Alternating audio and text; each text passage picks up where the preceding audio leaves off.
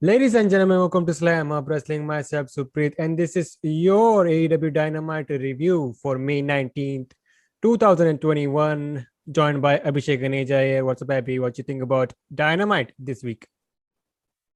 I'm absolutely fine, Subreet. I thought that this show was good compared to last week. It was a little down, but nonetheless, it was a good, entertaining show. What did you think about the show? Yeah, it felt, I would agree with you. Like it was decent.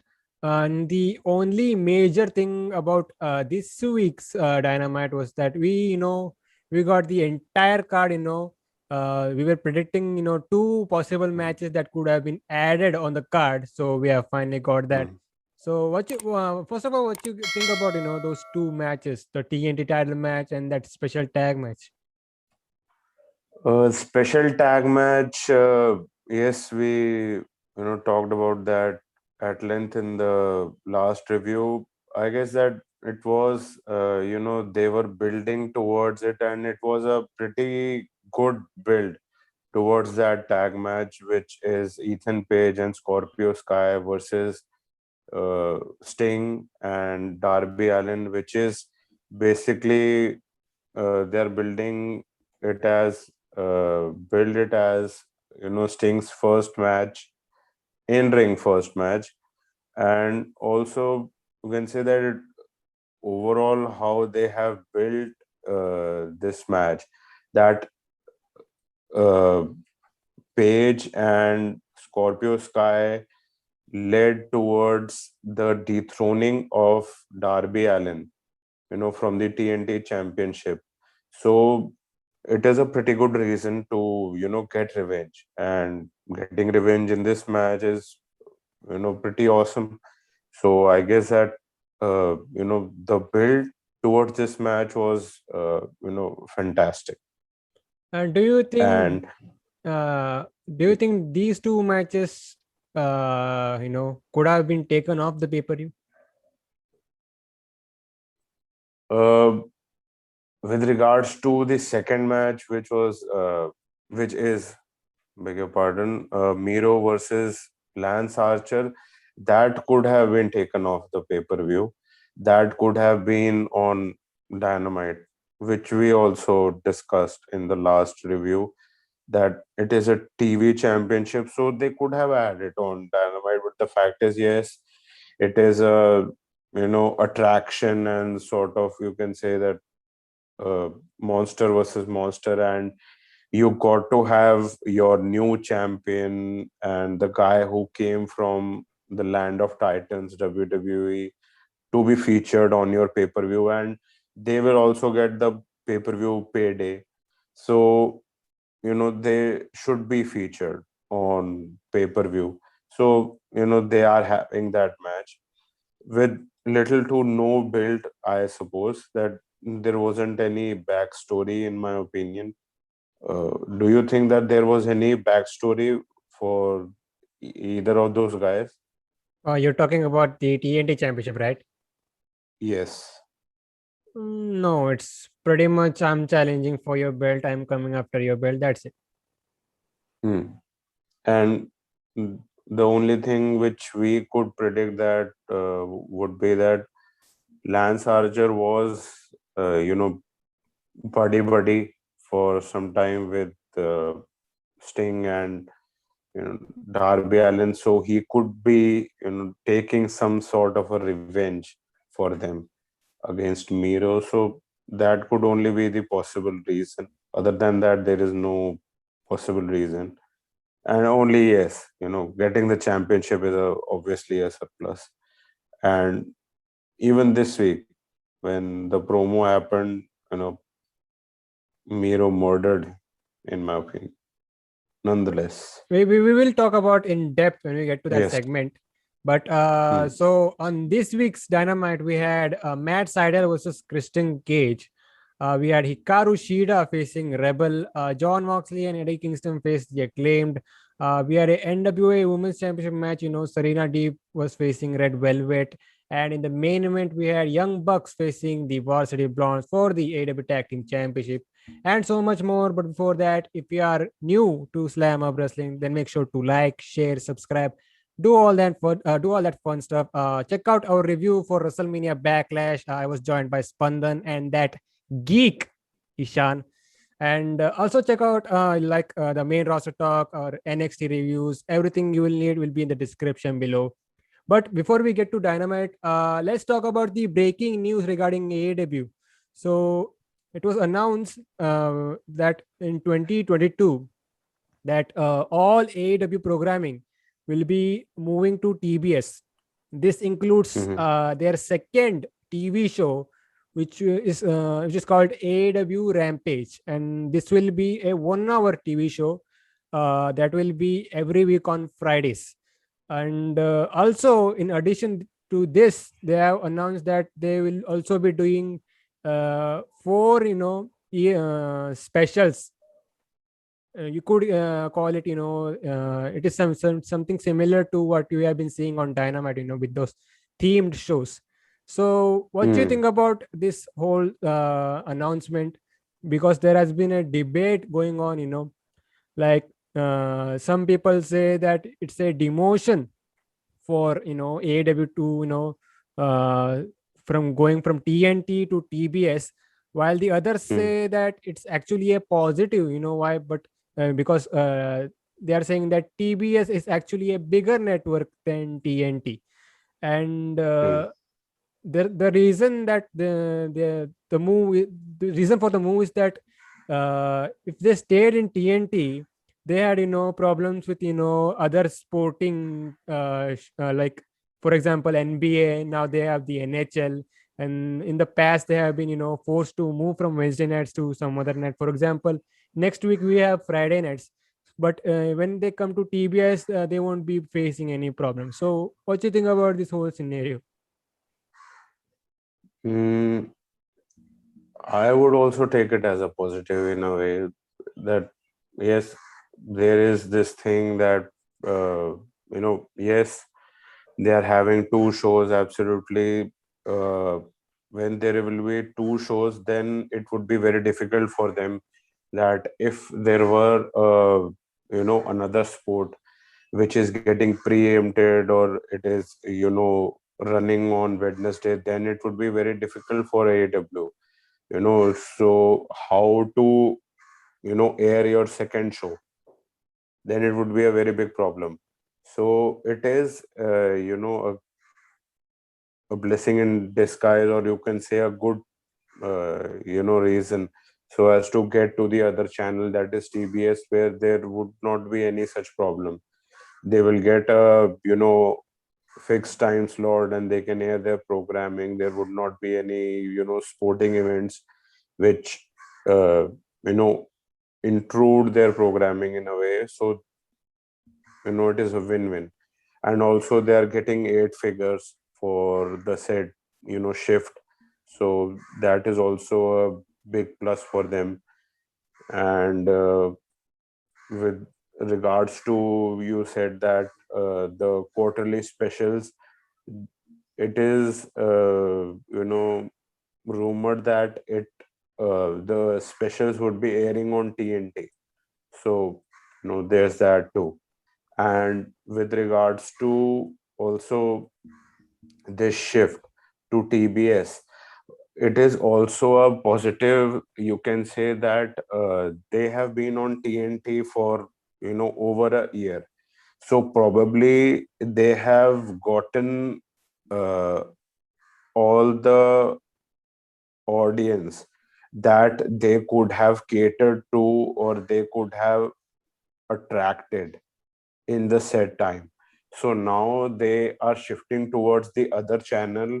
So probably they would be catering to uh,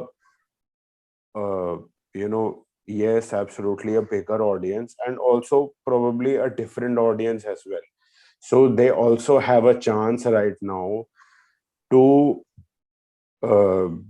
increase their viewership in a way, and to increase their audience when they would be going to a newer channel in the United States, that is TBS. that they would be airing their programming to a new set of audience.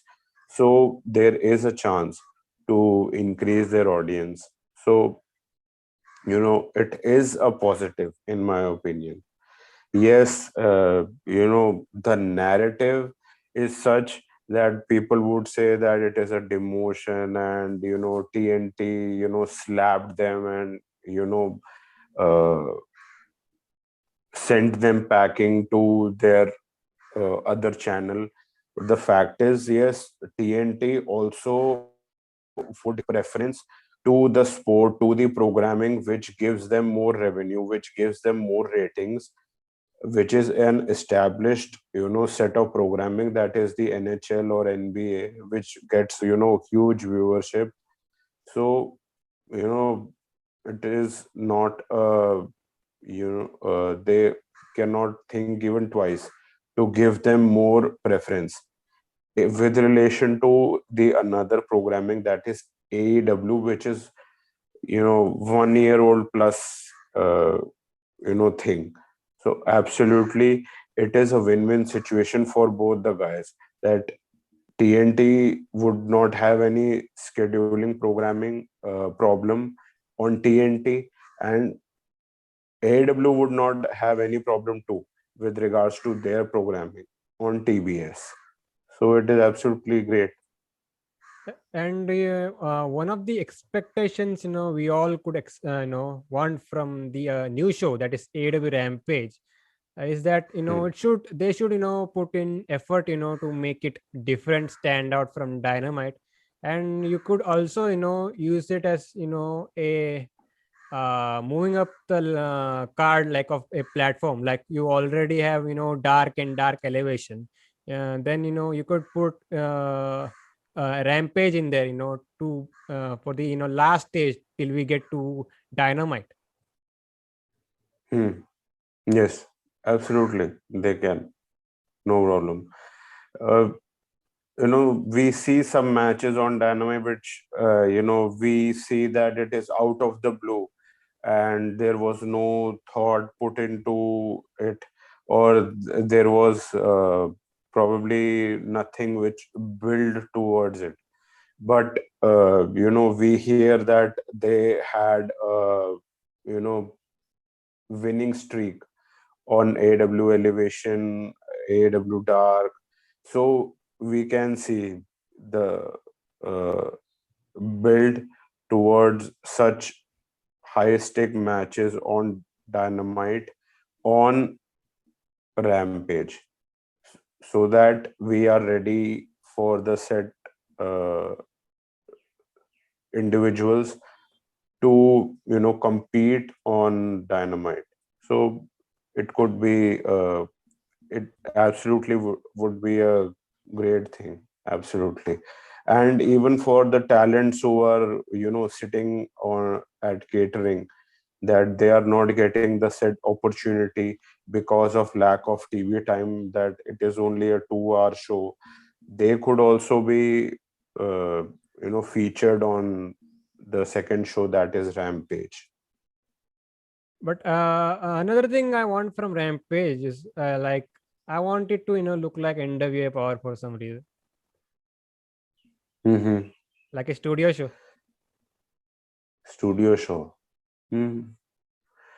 We have to wait and see that how are they thinking towards it, that will they go the route which WWE does with regards to their shows, such as Main Event and the other shows, that they tape the show pre taping of uh, Raw, or pre taping of SmackDown, that AEW does with regards to Dark and Dark Elevation, or they would do the other route which you are suggesting, that NWA Power. NWA Power was, or still is. I'm not watching it at the moment, but with regards to the stuff they did pre-lockdown, absolutely, fucking out of this world. It was the best,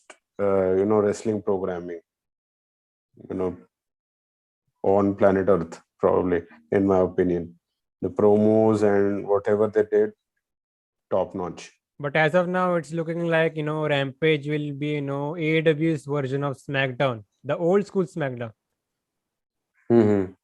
Yes, probably. But that's our 2 cents on this, the move to TBS, the whole situation. But let's quickly get into Dynamite. So they kicked off with Matt Sydal versus Christian Cage. You can call this, a preview for the Casino Battle Royal, because both these guys have been already announced for the upcoming Battle Royal. So a good wrestling match here. We saw some great near falls, some great counters. So Christian finally won via hitting the kill switch, and that's basically it. So, what you think about this opening match here?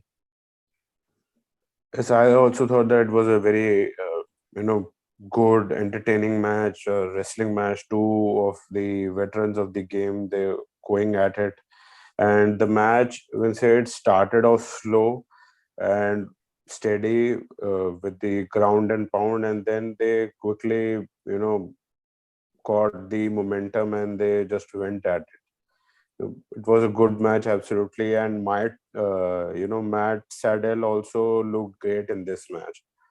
So, in my opinion, it was a great outing for Matt Sydal. And right now, their position on the roster, both the guys, is that they both are, or you can say they have found themselves as per the story portrayed. That is that they both are on the opposite side of Team Taz. So we have to wait and see that what transpires between both, the groups, so to speak. Christian Cage and Matt Sydal are, individuals of their own, absolutely. But what happens on uh, the Casino Battle Royal, we have to wait and see.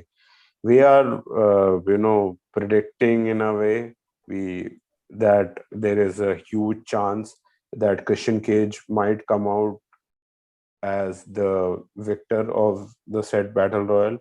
But if there is a joker, a surprise, so he could also come out as the victor. So they have announced that Paul White will be, commentating this match, but there is a chance, he could be the Joker, or like you said, a new debutant, maybe an Andrade, or imagine this. Imagine. So you're Hmm. talking about the Joker, the final entrant. So Hmm. as we get to the Joker, the final entrant, imagine this. A final countdown is playing on the PA system, and it's Bryan Daniels. Hmm. Then he would be winning, absolutely. Like And that's the obvious choice at that point. yes, absolutely. And we uh, going to have Bryan Danielson versus Kenny Omega in the, you know future pay-per-view. That would be a given, because if you are a booker who is, of the sane mind, you would not book this match on Dynamite. You would, make some Ah, pay this per view out buys. of that. Yes. So you have to book such a match on, pay-per-view, absolutely, not on Dynamite. So it would be happening on pay-per-view, and we have heard, in a recent interview, that Bryan Danielson is very open to, wrestle Kenny Omega. So, you never know. And If it happens, it happens. yeah, but at the end of the day, Brian Danielson is a far-fetched idea. But Yes. the easy bet, could be Andrade, because It's being reported that he's in talks with AEW, and they have a upcoming match for AAA, for the Triple Mania. I should say, Yes. going after Hmm. Kenny Omega for the AAA championship. So that's one easy bet. You can say, but it would be probably you can say a wasted opportunity if they have Andrade, because the fact is that he is booked right now in a match with Kenny Omega for the AAA Mega Championship at Triple Mania. So why would you have him competing here? Because the fact is that if he you would not like to book him in another match with Kenny Omega. And if Andrade loses this in some shape or form, this Casino Battle Royal, it lowers his stock quite a bit. So rather have a guy, if that if he goes straight into a storyline, or he goes to compete against Kenny Omega. So that would possibly a better choice, in my opinion. Like anything can happen. Like we were, expecting CM Punk or some big name to show up at Revolution, and we got Christian Cage Hmm. instead. Hmm. So that is what makes for pay-per-view buys. That is what makes us watch your show. That there is a sense of urgency. There is a sense of mystery, mystique, that who may show up, who may compete, and everything like that. Just like right now Impact is airing their vignettes with regards to Slammiversary, that who may show up at Slammiversary, that you know anything can happen right now. And next week they have aired their vignette, Impact Wrestling, that Kojima is from New Japan Pro Wrestling is appearing next week on Impact Wrestling. So no, fucking Let's everything is happening. So let's get back to this. So we had a post-match segment. Once this match was done, so Ricky Starks came out to talk, and he saw talk trash to both Christian and Sydal. So you would see the rest of team has come out and blindside both the baby faces. So Hangman Page shows up, and he literally tells Ricky Starks to hold my beer, as he went Mhm. to fight all the members of Team Taz. But here comes Brian Cage, and uh, Hangman Page finally gets power bombed as Team Taz stood tall, and that's basically it. So let's move into the tag team match. So this was John Moxley and Eddie Kingston.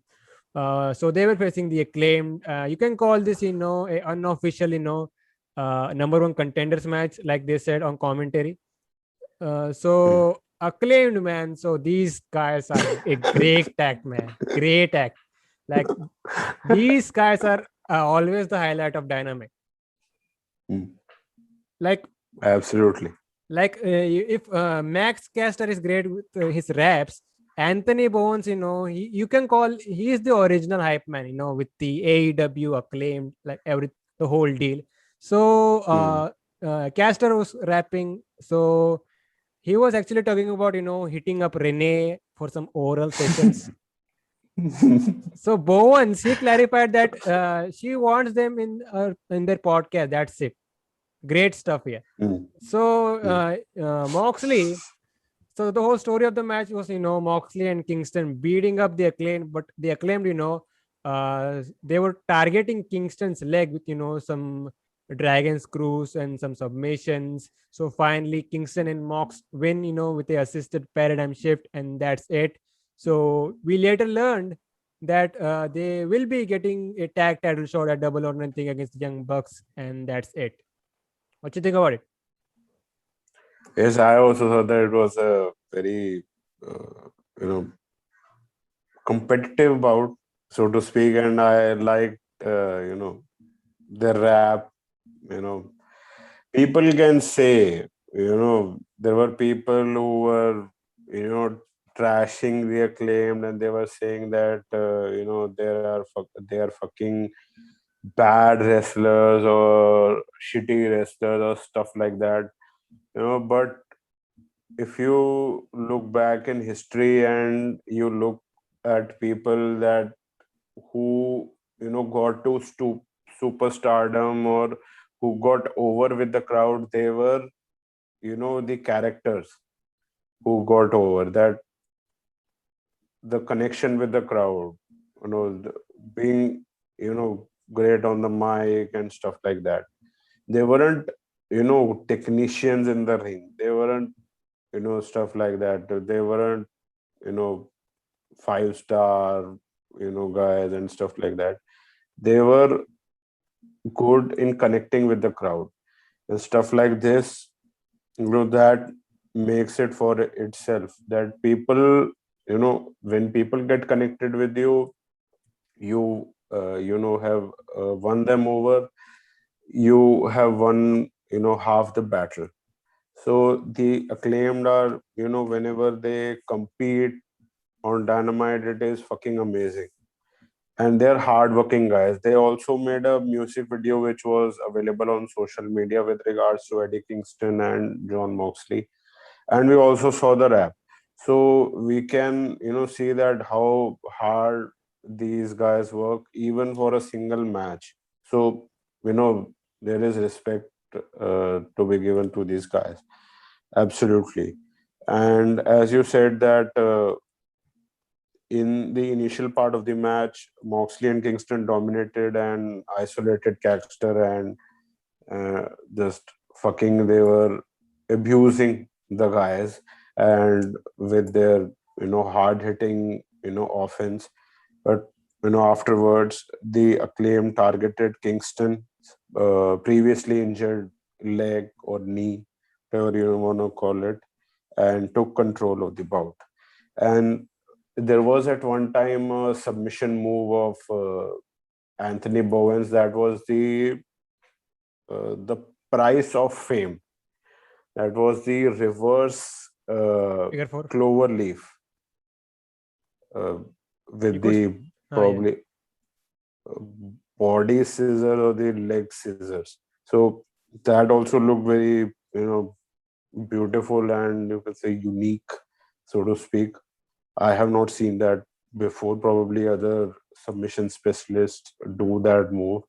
So nonetheless, hard fought victory for Moxley and Kingston, but really enjoyable, whole, you can say, presentation from the rap, from the match, and all that stuff. Brilliant stuff from all the four guys. Even if Moxley and Kingston were pissed from the Acclaimed because of their rap and whatever the fuck they said, nonetheless, when you are a talent, basically, you have to get yourself over. You have gotten, even if you got 1 minute to get yourself over, you would do anything and everything to do that. Even if you do not have a hurtful or a toxic thing in your heart, that I do not have anything against these guys who I am facing, but man, I have to get over so as to get more money, a payday, or get over with the crowd. So fuck that, you have to do that. What they said, if you were in his place and you had the talent and you had the mind, wouldn't you do that? And Exactly. you would say yes, and you would say afterwards that I am sorry or whatever, and or even before. But the fact is that if you have to get over in this business, so to speak, so you have to do this shit. And to hear the point you made about the Acclaimed, we won't be disappointed if they give us just a 2-star match. It's the gimmick that is the selling point for them. Yes, absolutely. And when we get to July, these guys will be even hotter. We're gonna get live crowds back, different venues, different arenas. It's gonna be great. Absolutely. Agreed. Let's get to another guy that's gonna be, getting some steam back. I'm talking about Orange Cassidy. So they were talking about, the highlights of what happened with Orange Cassidy and Pac. So they were showing a footage of, Orange Cassidy being checked in a, trainer's room. So he gets visited by, Kenny Omega and Don Callis. So they were stopped by, Chris Statlander and the best friends. So Callis and Omega told everyone to leave the room as they want a private conversation with Cassidy. So they were basically telling Cassidy that you are good being a mascot, not a main eventer. So they tried, giving him some contract or some papers, but Cassidy, casually tore it off. So Omega then started threatening Cassidy that if he hits him with the one winged angel, that's not gonna just end your career, it's gonna end your life, basically, something like that. We later on, we also heard from Pac. So he was saying that he's getting underestimated, something like that. So this was your entire build, you could say, for this upcoming triple threat match for the world title. What you think? Hmm. Uh, would say it is a little lackluster, so to speak, the build towards it, because there isn't a sense of, you can say, tension between the guys. We have not seen it, as much. Probably, next week's Dynamite could have, such stuff, and probably they are airing it on Friday, so probably I think that it would be live. Mm-hmm. So live Dynamite, it can have some, shit that, uh, makes you want to watch the show, the pay-per-view. So probably next week we could get something which, makes us want to, fucking care about this match. Because as of this point, I have observed that probably Kenny Omega is, portrayed, and even, uh, you know, probably cares more about Impact Wrestling rather than this AEW at this point, because probably his, feud or rivalry which has come about right now with Moose is looking more serious, and is looking more competitive, and is, even if it is on the Impact Plus app, it is not on pay-per-view, but the fact is it is looking much more serious, and it is looking much more, competitive, so to speak, in comparison to what is happening right now on AEW. uh, it is not, absolutely not. And even Kenny Omega's presentation, if you look, just if you look Kenny Omega on Impact Wrestling, he looks much more as a threat, and he looks much more, uh, probably serious, and he looks much more as a threat. He is presented as a champion, and here on AW, his presentation is fucking like a chicken shit heel, and a little comedy, and just like his BT skits. So I I don't know that, what is the mindset. Probably their Impact Wrestling is, there his booking is old school, and Don Callis and Scott Demore have a different mindset with regards to booking their champions and stuff like that. And Kenny Omega is portrayed as a fucking threat, and with the Good Brothers and everything, it is reminiscent more of their Bullet Club days. And uh, in AW, I don't know. It, you know, it is a little rare. Sometimes we see the seriousness, but more of the comedy and the silliness, and less of the threat and dangerous, and I don't know. Another It thing, doesn't look good probably. yeah, another thing. You said you're talking about the presentation. Comparing between AEW and Impact. Hmm. I don't know. Do you remember that promo from Blood and Guts? The whole when they were trying to build this world title match for Double or Nothing. Omega, I'm talking about Mm, when Cassidy showed up. yes. I saw that. You can say that was a bad idea for give a big mic time to Omega, because there are times I'm wonder what's the point of Don Callis then. Don Callis, should be doing the heavy lifting when it comes to mic work. I would agree absolutely. Like he does a great job, selling all the stuff, makes Omega look even more legit, because Omega can do his quote unquote talking in the ring and be the best wrestler in the world, while Callis should be the one that's selling you the stuff. Hmm. Yes, I would agree absolutely. And even if you give Omega the microphone to say stuff, so give him less time, Yes, so that he only says shit which is relevant. Not give him this much time, then he goes you know fucking bananas, and you are just out of that story, and you just say that what the fuck is happening. Why do I care? It is better with Don Callis, and it is better if you give the microphone to Kenny Omega on AW, so as to make it a point probably that Kenny Omega can speak and stuff like that. So give him the relevant shit, and make it a point that it is limited.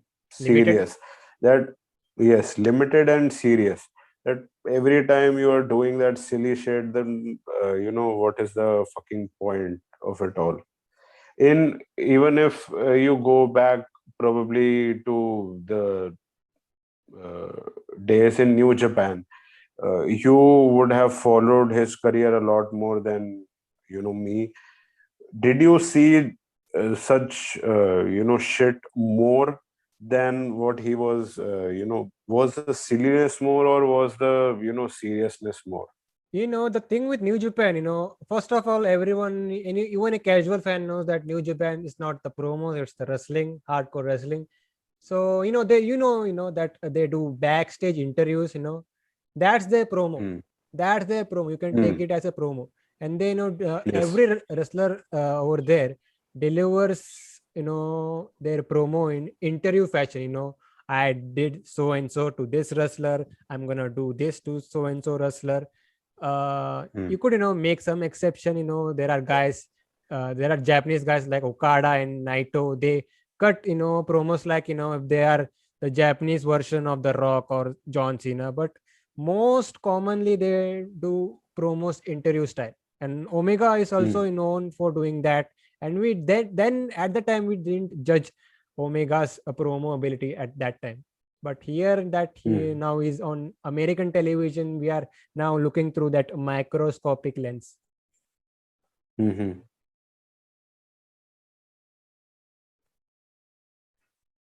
Yeah. But that's our point on how the presentation should be for Mr. Kenny Omega. But I got some news on Don Callis.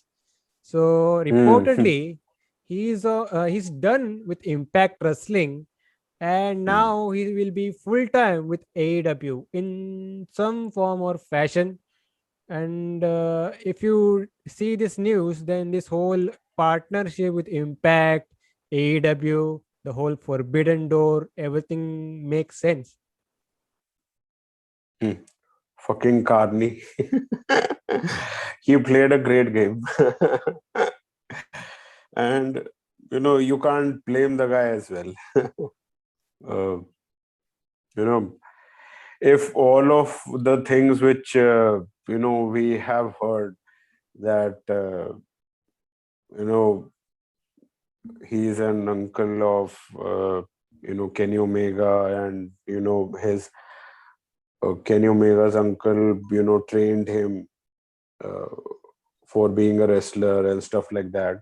So it was probably inevitable that he would be coming to, AEW and join, Kenny Omega, and he would be working backstage in some capacity so as to, help in some shape or form the booking or stuff like that.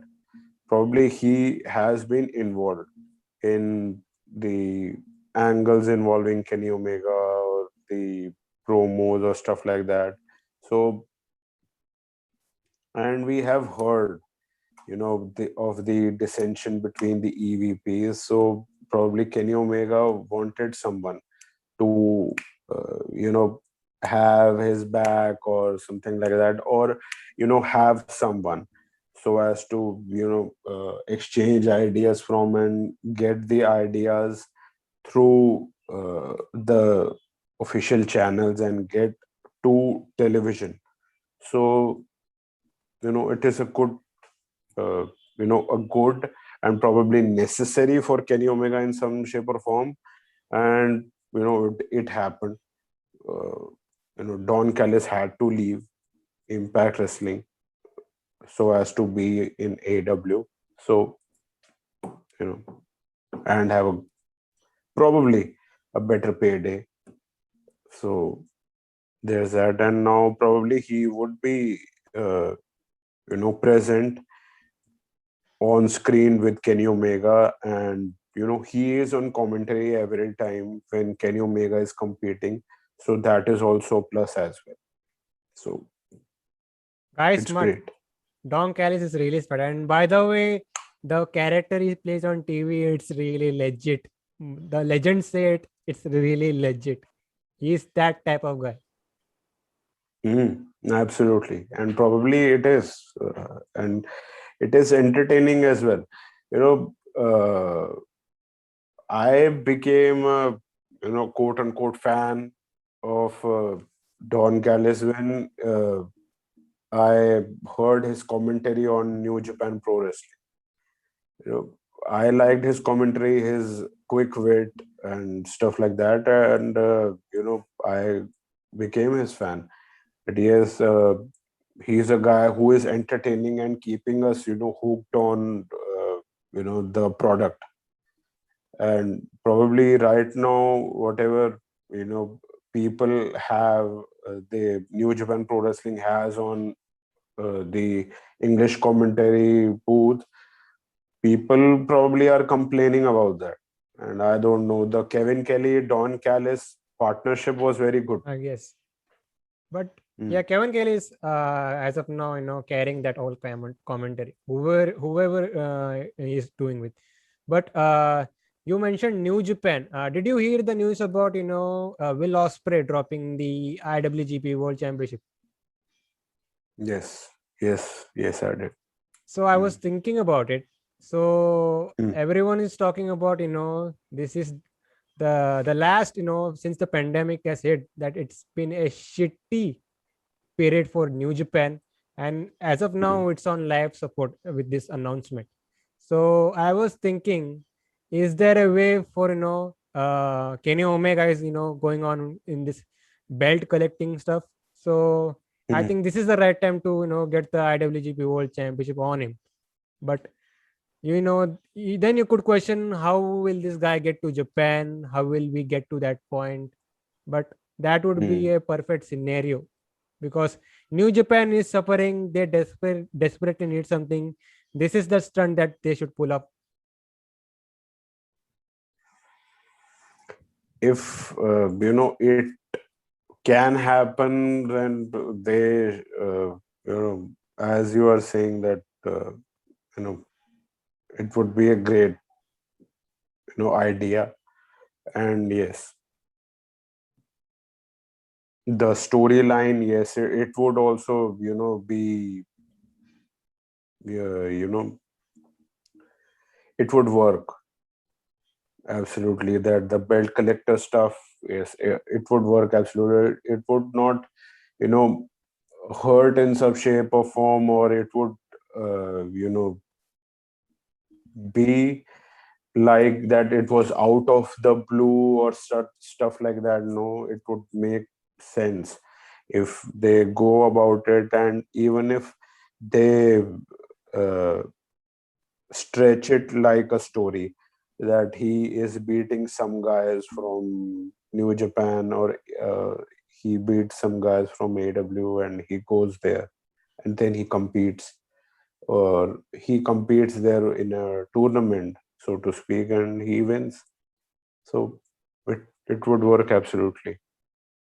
That's a casual idea thrown around because the Hmm. New Japan promotion, it desperately needs something, and Hmm. Kenny Omega could be that thing. But shifting to other stuff, we had Hikaru Shida versus Rebel, not Reba tonight. So Hmm. another thing is that Reba is still in crutches, but she's still wrestling. That's a hilarious thing if you think about it. Uh, so short match here, we see constant interference from Britt Baker.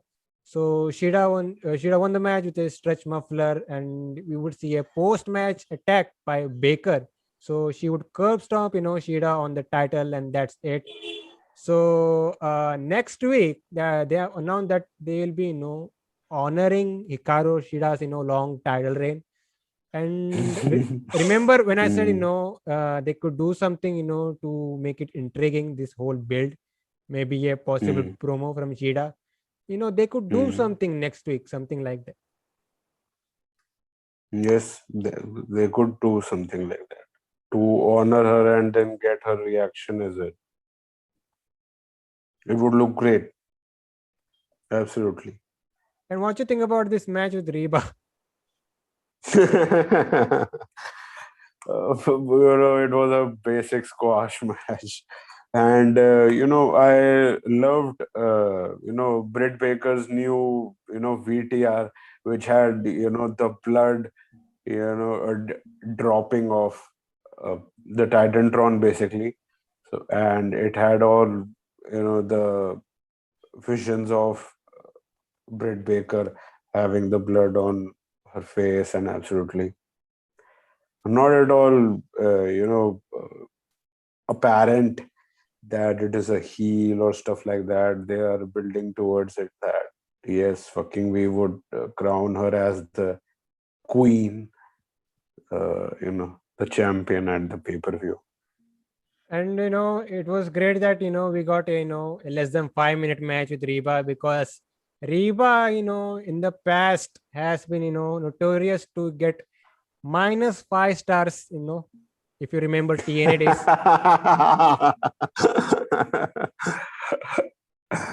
But Yes. but anyways, man, we get to a promo from the Pinnacle. So these guys were seen having a fine lunch somewhere. So MJ was talking about Chris Jericho's bad humor, and we had Dax Harwood. So he's mad that their group is not going after the championships, and they instead have to deal with the inner circle. So while this is going on, Wardlow was drinking an entire bottle of wine, while we had Sean Spears. He was mad that his glass was empty, and he finally had enough. So he slams this poor waiter's head on the table. So Tully Blanchard, became the peacemaker here, and he gave a heavy tip to the waiter, while FTR were kind enough to share the drinks with Sean Spears. This was really an entertaining segment. You could say what you think about it. Yes, I also thought that it was an entertaining segment, so to speak. Uh, is it, yes, it is building towards the Stadium Stampede match, which is happening on Double or Nothing. So you know, you know, looking forward to it. That's all you know, I have to say with regards to this. I want these guys to be booked and portrayed a lot. You can say stronger or better with regards to what their character is and what they are being built as, that they're a top tier faction and stuff like that. Yes, you can say that on the microphone and stuff like that, but their presentation or the wins or stuff like that, that also should translate to the audience so as to make it legit. Other than that, right now, I guess that first of all they have to deal with the inner circle shit. Then only probably they would go to the winning ways, and then they would establish themselves as stars or stuff like that. Probably first they have to deal with the inner circle shit and you know get on with the feud, uh, push it aside, and then they can go about whatever they have, the all the creative has planned with them to do next. So we would hear from the inner circle. So, but before that, they did a short segment with Chris Jericho and Dean Malenko. And it was they were talking about both of them combined have 2,000 holds, something like that. It was a throwback to the old WCW segment that Chris Jericho did with when he was feuding with Dean Malenko. But yeah, Mhm. so we get to a in-ring segment, a promo segment with the inner circle. So we had a passionate promo from Jericho, and they accept the challenge from the Pinnacle. So we will be getting Pinnacle versus the inner circle in a stadium stampede at Double or Nothing, and that's basically it. And I think they also announced for next week that they will be doing some kind of a farewell party for the inner circle. And hearing that, you may wonder, like there could be a there is a chance that the inner circle will eventually win this, as much as we want Pinnacle to continue their winning ways against the inner circle. Yeah. Yes, absolutely. Inner Circle would be, winning this match so as to, you can say, cap off this feud, so as to close this feud, uh, you know, completely. So, I am also, expecting Inner Circle to win this match, and it would also, you can say, even the odds with regards to their, you know, what do you want to call that? Their record with regards to Stadium Stampede, that they have lost the last bout, so Mm. they would win this bout. So, And I think a there's loss that. won't quote unquote hurt the Pinnacle in this type of match. Uh, I would guess not, but we have to, see the presentation of this feud, that this match, beg your pardon, that what is basically happening with regards to this match. And in this match, probably it would not yet, yes, as you are saying, that it is a gimmick match, so to speak. It should not hurt, but, you know, And they promised and us, and they promised us yes. that it's not going to be all ha ha fun comedy stuff like last year. It's going to be serious, they said. Hmm. Hmm. I'm curious to see how FTR, like they in tag team wrestling, they like to cut the ring in half. How will they cut the stadium in half?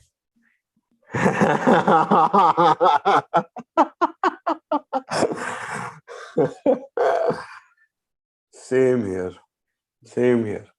Let's see. Let's get into one of the title matches for this week's Dynamite. So we had Serena Deeb. So she was defending her NWA Women's Championship against Red Velvet. So this was the return of Serena Deeb. We haven't seen her in a while. She was dealing with some problems with her knee, and I think she had somewhat of a surgery on that. So she's finally back, and she returned with a new attitude. You know why? Because she was working this match as a heel, complete heel here. So it started from her throwing her shirt on the face of Red Velvet as a sign of disrespect. So Serena Deeb, like usual, working great with her submissions and stuff. And in the great part is that they made Red Velvet, look like a legit competitor, not like your other jobber from Dark or something. So finally, we get to Deep hooking in our, deep talk. It's just, does he call it the deep talks, her finisher or her submission, I should say? Submission, they called it the Serenity Law. Yes. So she locked in that, and Red Velvet was forced to tap out, and that's basically it. So, what you think about the match, Abby? I thought that it was a great match, in my opinion. It, uh, it is, as you said, that Serena Deeb coming off the knee injury, and which she sustained against a match against Riho. It was probably the first round match, and it happened on Dynamite, I guess.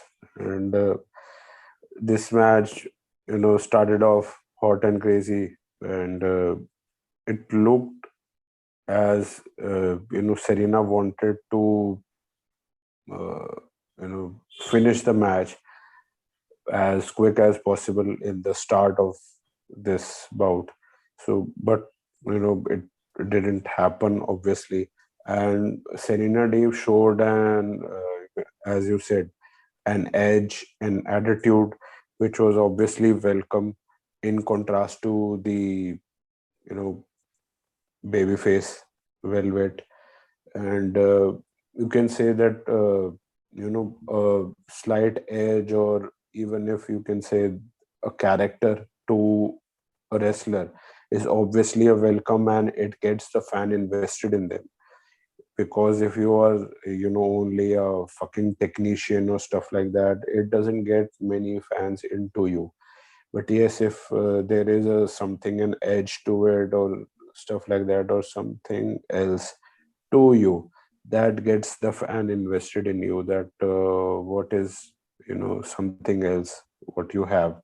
So there's that. Probably you can say that after this surgery, and she lost a lot of time, that she now is a little pissed off, a little angry. So that is what she is projecting in the ring. And now she wants to compete, and she wants to make sure that she it establishes herself as the fucking alpha woman of the world, probably. So that would be her mindset. And it was a physical and hard hitting match from the side of Serena Deeb, of course.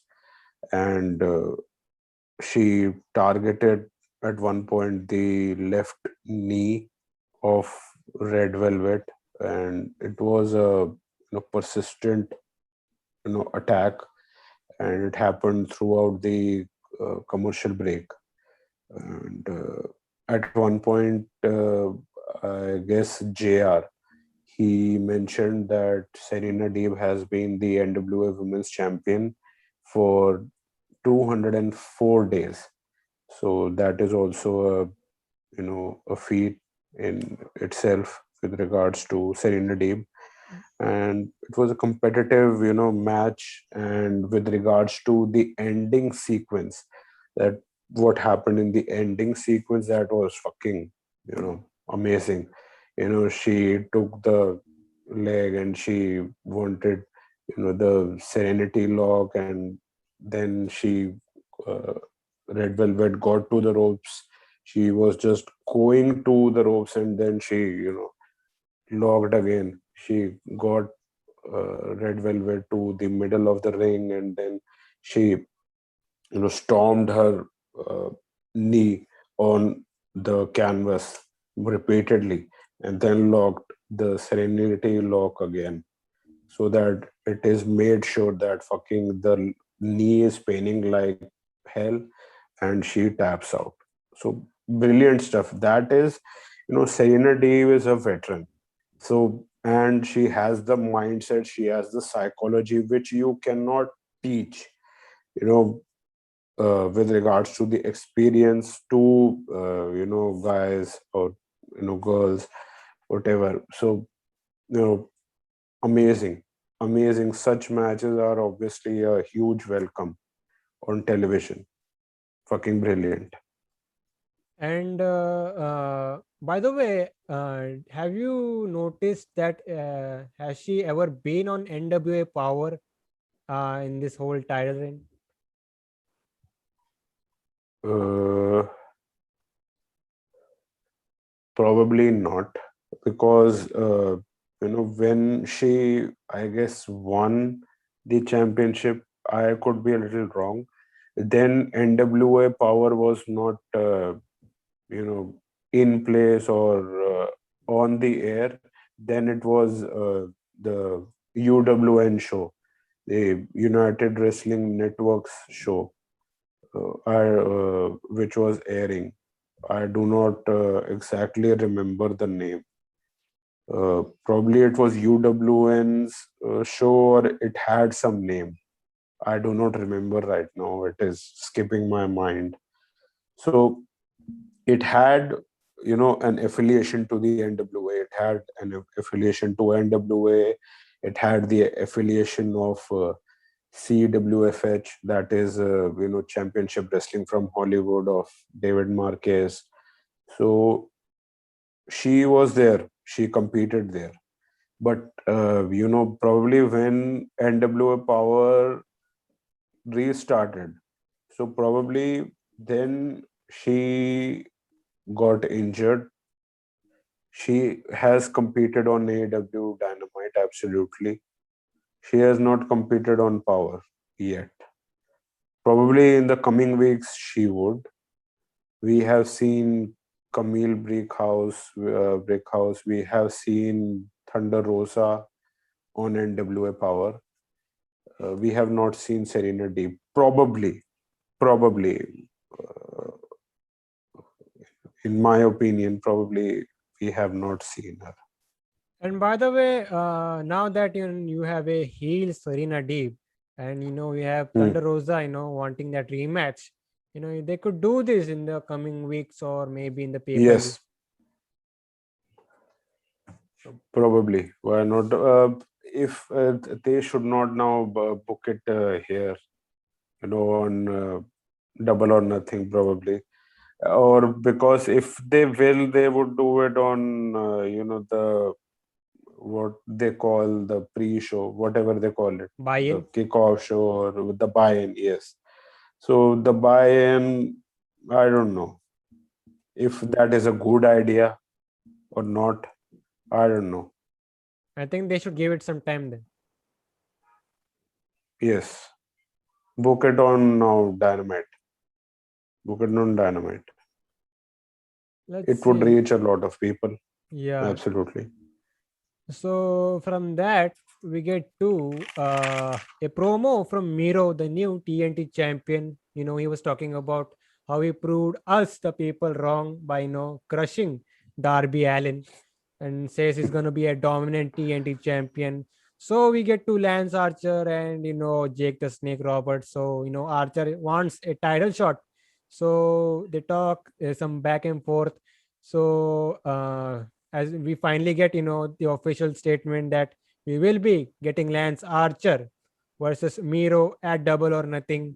We talked briefly that does this match need to be on Dynamite, and you have also need to think about this situation. Have AW booked themselves in a corner with MIro is recently won the championship, and will with going against Lance Archer. Will Lance Archer, be taking the L there? What's gonna happen? Hmm. Lance Archer is going to take an L here. Absolutely. There is no fucking way that Miro would be losing this match. I do not think so.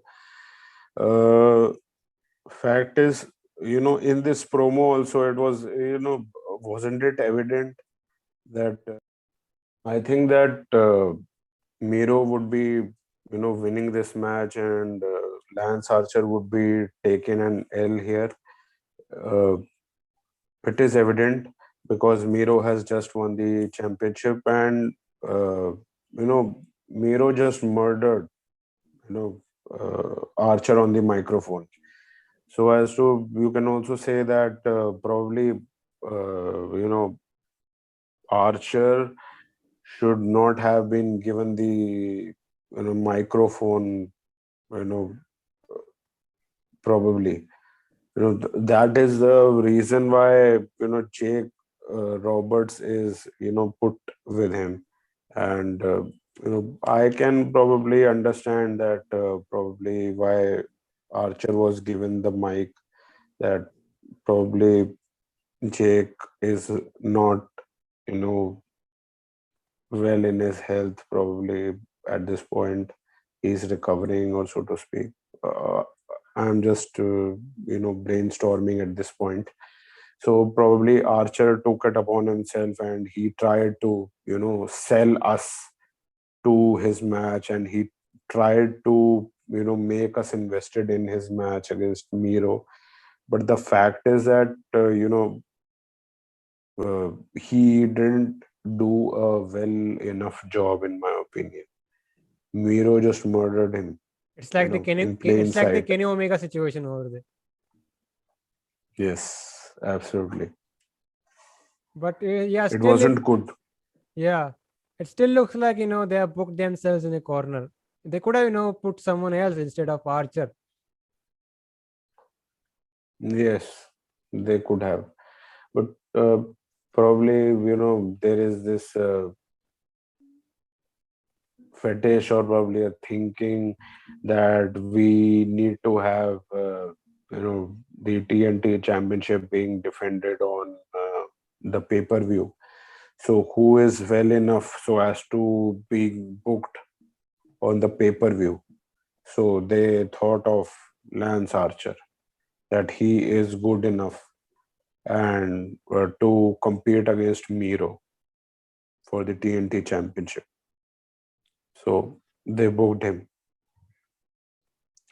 They could have done Probably some. it would be a good match. Let's see. Yeah, it has a potential to be a good match, but yeah, Hmm. it doesn't feel like that it should take a place on that card. But anyways, let's see. I don't know how will Lance Archer be recovering from this, because he has been known to taking a big L's in big matches.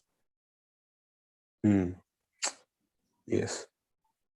So we had moving forward, we had Anthony Ogogo versus Austin Gunn. So both these guys were accompanied by their respective faction members or groups. So quick match here, because this is an Anthony Ogogo match. So what happened was Austin Gunn was actually charging towards Ogogo, trying to knock him down quickly, but then comes in the gut shot. He strikes first, and Austin Gunn goes down, and referee was asking Austin Gunn that should he call for the bell, but Austin Gunn, being the ultimate baby face, said no, he wants to continue. So Ogogo hits another gut shot, and this one knocks him down. So Austin Gunn was seen bleeding from the mouth, and referee finally decided to end this here. And yeah, man, another quick match for Ogogo. I think I said it in the past that Ogogo is a limited performer. That's why he's been winning matches with this gut shot and all. But and there is another theory that AEW could be doing this on purposely. What you think?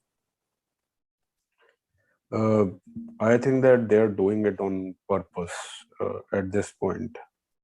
because it is his his presentation, that how is he presented, that it is an Olympic bronze medalist, and in boxing, and he's a legit you know SOB, and whatever he does, he can knock you out or whatever the fuck. And in this match we saw that with his gut shots, we saw Austin Gunn bleeding from the mouth, internal bleeding, so to speak. And we saw many, guys who had tweeted with regards to it that Ogogo is unsafe, and be banned, and he should be fucking chucked out of AEW. That he's not a guy who he is fit to be a wrestler or is fit enough to compete. So he has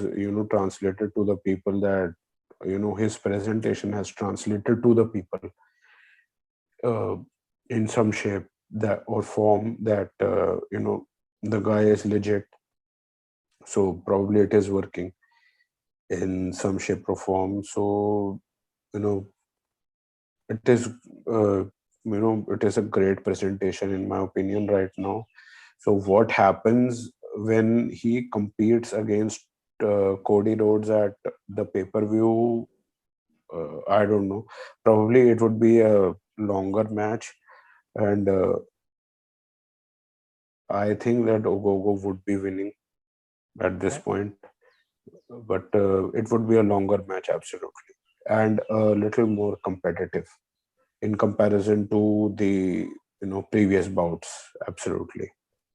So we had a little post-match angle, as Cody Rhodes and Arn Anderson came out to check on Austin Gunn.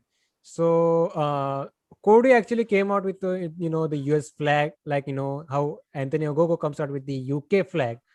So when Cody was checking on Austin Gunn, so Ogogo takes the US flag and just throws it in the air, a sign of Hmm. disrespect, you could say. So I think I've seen the reaction since last week, when Cody hit that, you could say controversial promo. We even talked about it, and the how was it controversial or not. And you Hmm. said that they were trying to build the match, build some intrigue to the match, but the fans, quote unquote fans, didn't like it. uh, there is a feeling, I won't be surprised that we see a double turn, like fans turning on Cody, and by the way, Ogogo, the promos he's been cutting, it feels like Ogogo is the baby face, and now Cody with that promo, he feels like the heel.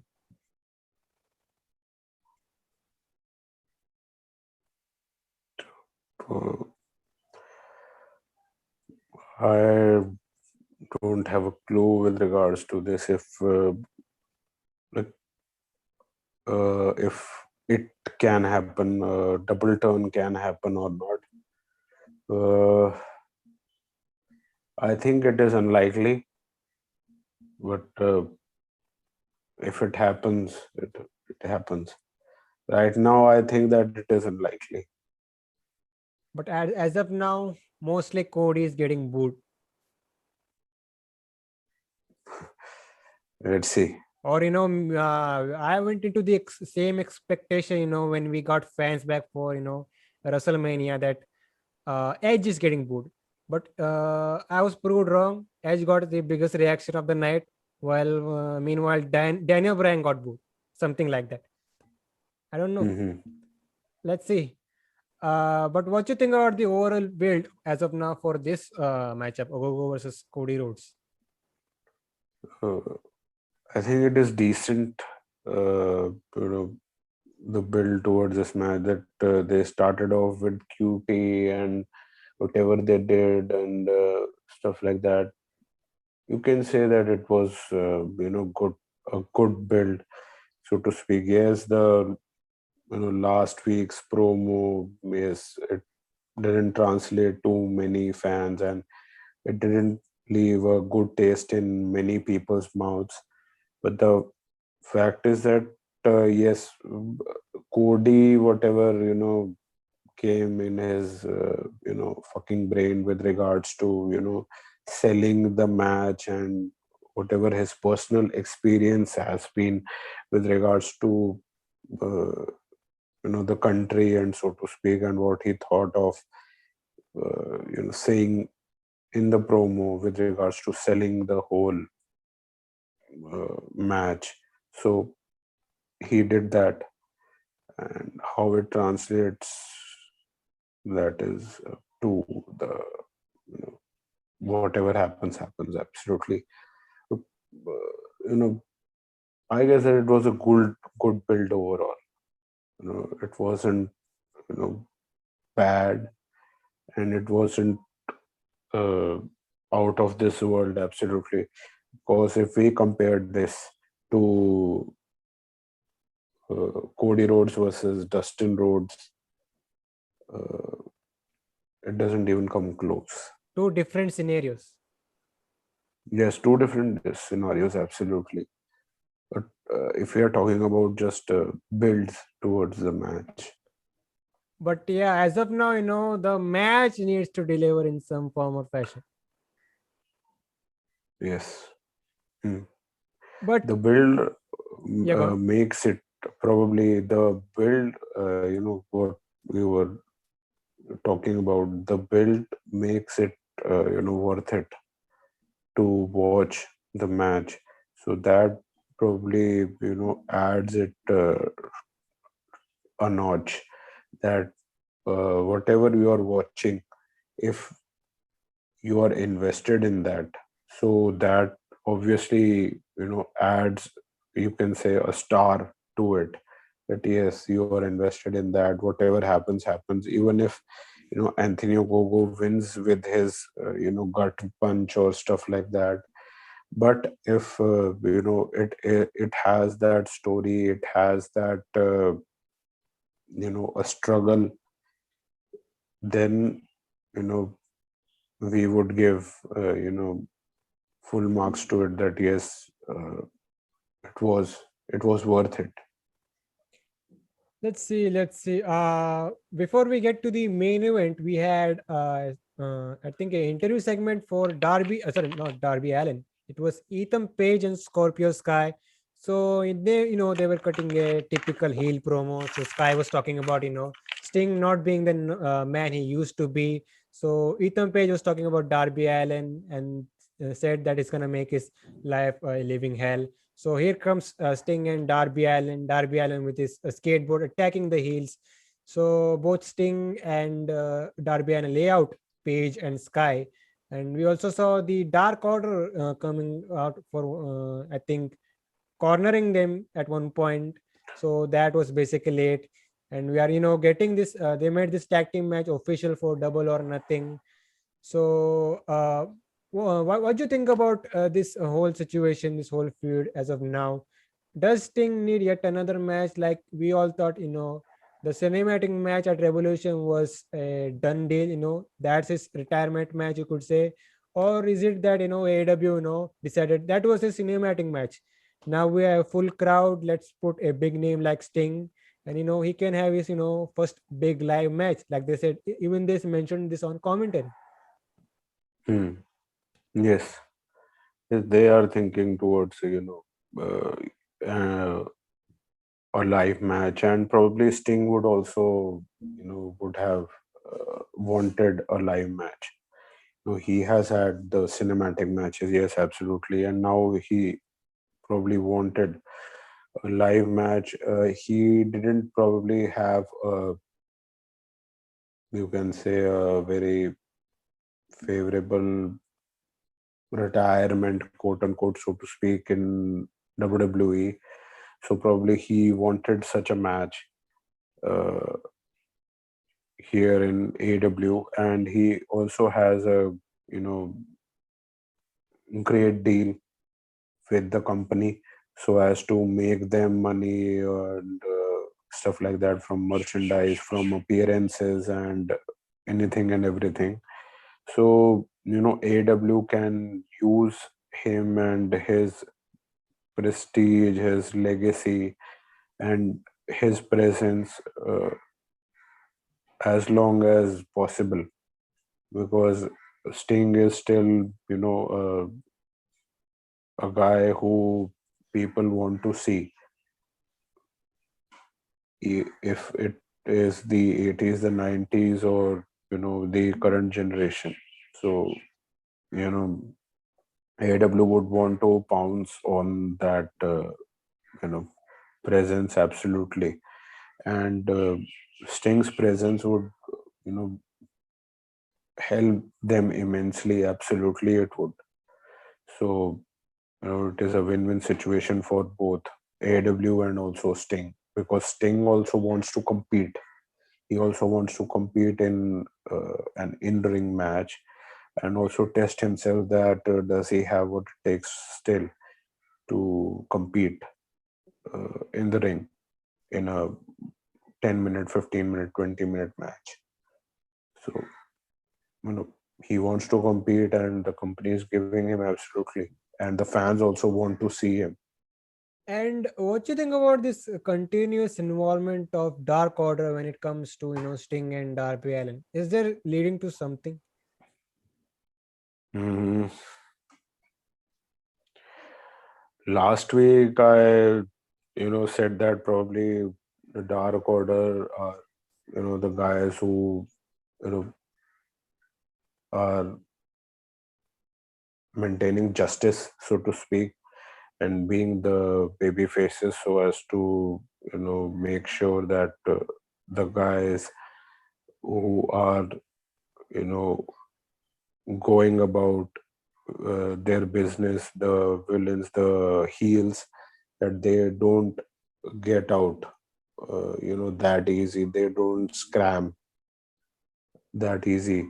So probably, and they even the odds, probably, so to speak, and they come to the aid of Darby Allin and Sting, so as to you know uh, cross the injustice, so to speak. So uh, if they are building towards something, we have to wait and see that what is happening, so to speak. There is a tag team match built, booked for next week, I suppose. Dark Order's two members versus Ethan Page and Scorpio Sky, probably, if I'm not wrong. Yeah, I But think it's Evil Uno and Stu Grayson, I believe. Probably, yes. So, uh, other than that, what they are thinking, I cannot say at this point. But uh, right now, that is the only thing which we can, see, that they are just being the, guardian angels of Darby Allin and Sting. Why do I have a feeling that Sting is gonna take the place of Brody Lee?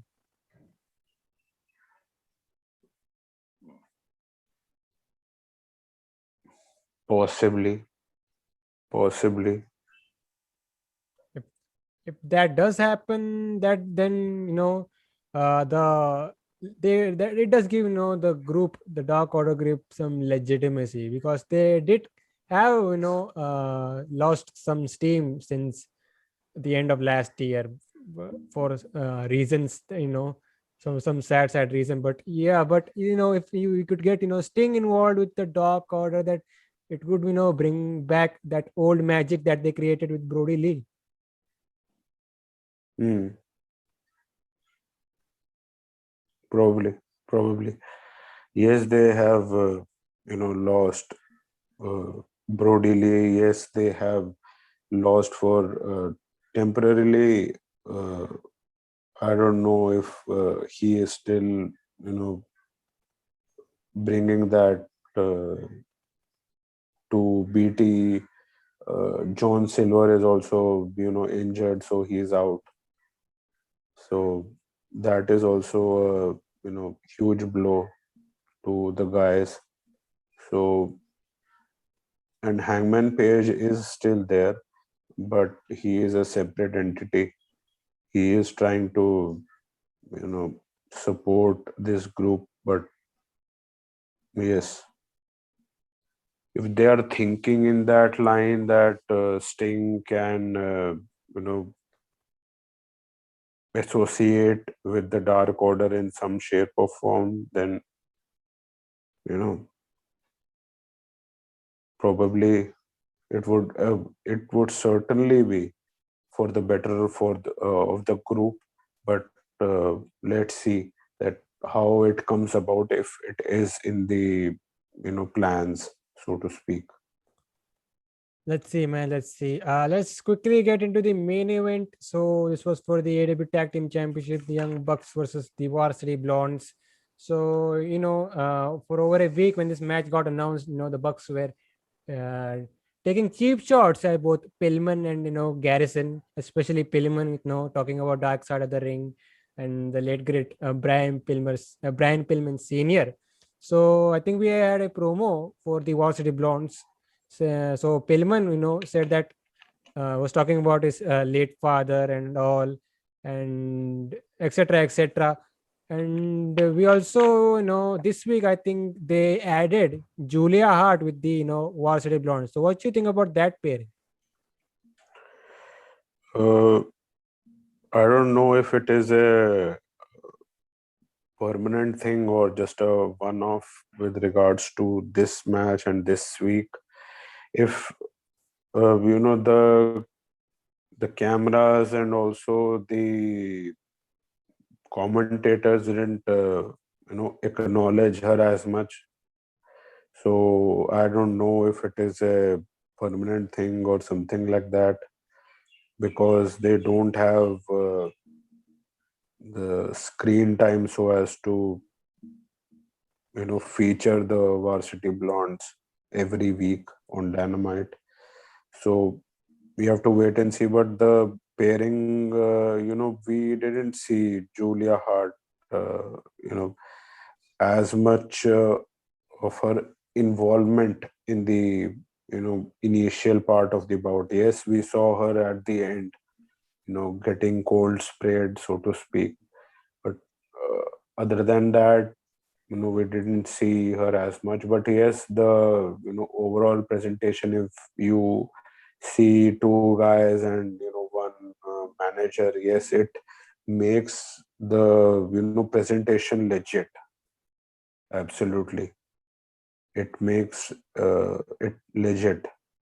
So if they are going about it and they have the mindset and they are willing to invest in the Varsity Blondes, so then they can go forward with this pairing, and it makes them legit as well, that it is not just two guys and there is also a woman, and this it just looks legit. I cannot say it any other way.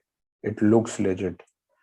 And also, yes, absolutely, there is a history with regards to the Hearts and Pillman Jr. and Brian Pillman.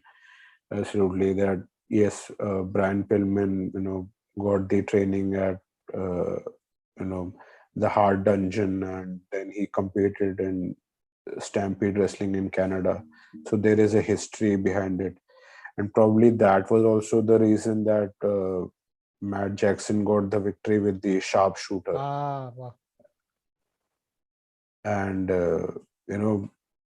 and Excalibur was calling it the Scorpion Deathlock, but Don Callis corrected it with the sharpshooter. So there's that. That's been going. And, That's the question that's been going on for the last 30 to 25 years since Sting started to use that. Is it yes. same as the sharpshooter, or it's the Scorpion Deathlock is different? Most you can say that it is probably the same, but what Sting does, that Sting does it in he has it in a more a Standing version? position. Yes, he has it a more an elevated, that he is in a more controlling way, and sharpshooter, you are in a more sitting position. In a Scorpion Deathlock, probably you are in a more standing position. Nonetheless, it is a probably a similar maneuver. But yes, here in this case, absolutely, you should have called it as a sharpshooter. But yeah, the overall match was, like you said, was really good.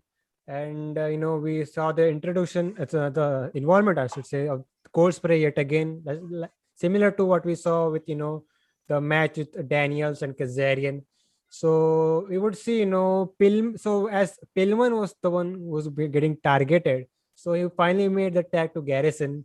And by the way, I have to say that Griff Garrison has a, great hot tag. Hmm.